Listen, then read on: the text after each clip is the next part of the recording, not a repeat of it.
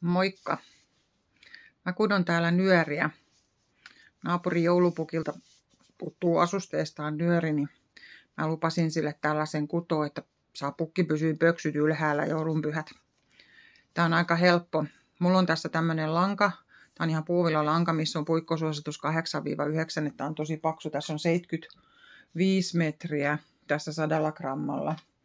Mutta mä ihan 4 puikoilla tätä kudon ja se lähtee ihan simppelisti siitä, että luodaan 5 silmukkaa ja lähdetään niitä kutomaan.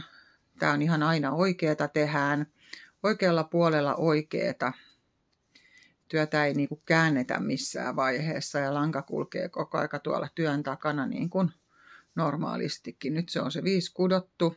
Sitten siirretään tää sukkapuikon tänne toiseen päähän. Tää on niinku takapuoli ja koko aika kudotaan tässä oikealla puolella niin kuin normaalisti oikealta vasemmalle.